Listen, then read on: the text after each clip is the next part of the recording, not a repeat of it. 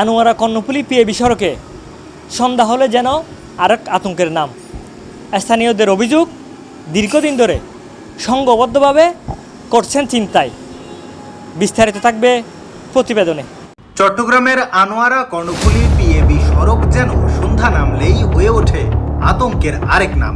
দিনের পর দিন হঠাৎ মোটর সাইকেলে এসে মুহূর্তেই মোবাইল, টাকা কিংবা ব্যাগ ছিনিয়ে নেয়ার ঘটনা ঘটছে প্রতিনিয়ত। এসব ঘটনায় জড়িত কাউকে শনাক্ত করতে না পারায় আতঙ্কিত এই সড়ক চলাচলকারী যাত্রীরা। এই সড়কে গেল 1 বছর ধরে বেড়েই চলেছে ছিনতাইয়ের ঘটনা। বিশেষ করে সন্ধ্যার পর এই সড়কটি পরিণত হয় আতঙ্কিত জনপদে।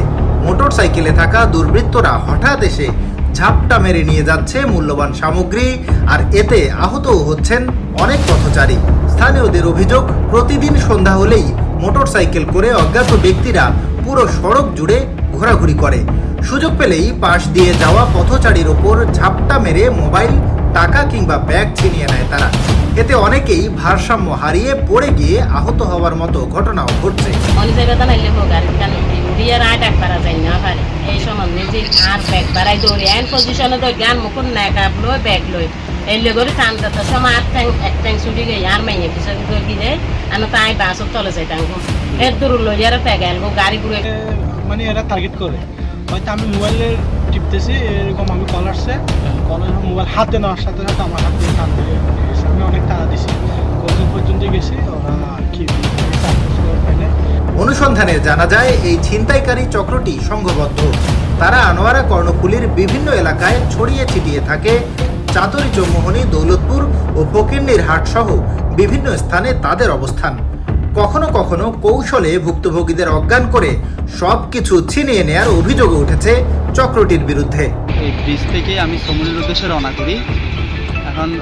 করি। আমি ওই অবস্থায় বাইকে করে 2জন লোক ছিল, হেলমেট পরা ছিল, গাড়িতে কোনো নাম্বার প্লেট ছিল না, গাড়িটা ওল্ড ভার্সন ওইরকম ছিল।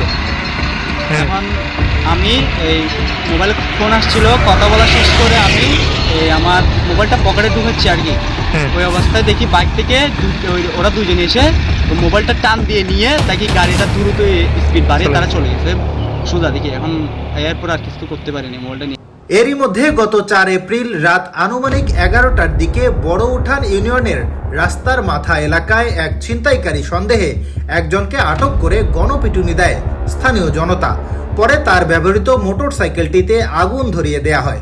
প্রত্যক্ষদর্শীরা জানান, পালানোর চেষ্টা করলে ধাওয়া করে তাকে আটক করা হয়। এলাকাবাসীর দাবি, দীর্ঘদিন ধরে ছিনতাইয়ের ঘটনায় ক্ষোভ থেকেই এমন প্রতিক্রিয়া। দীর্ঘদিন ধরে চলা এই ছিনতাই আতঙ্কে নিরাপত্তাহীনতায় ভুগছেন স্থানীয়রা।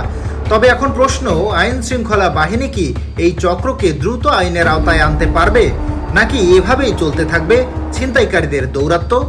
আর এদের একটা বিশাল বড় কিশোর গ্যাং আছে, মানে দীর্ঘদিন যাবত, আজকে 1 বছর পর্যন্ত আমার বন্ধুরা নিয়ে নিছে এরকম দৌড়তুর স্কুল গেট থেকে। তারা দৌড় ফেললি তারা কুকুর শাস্তি চায় বহুত বড়। তারা 1জন 2জন ন, তারা হয় 1জন মাইশুল মানে আছে, কয়েকজন মানুষ লই যাই তারা দল আছে। প্রশাসনের দৃষ্টি আকর্ষণ করতেছি যে তারা এগুলা যেন দ্রুত পদক্ষেপ নেয় এবং আমরা এই সাধারণ জনগণ যেন এগুলার এই যে ছিনতাইকারী শিকার যেন না হয়, আমরা যেন সাধারণভাবে চলাফেরা করতে পারি। আমরা প্রশাসনের কাছে এটাই আমরা আশা করছি।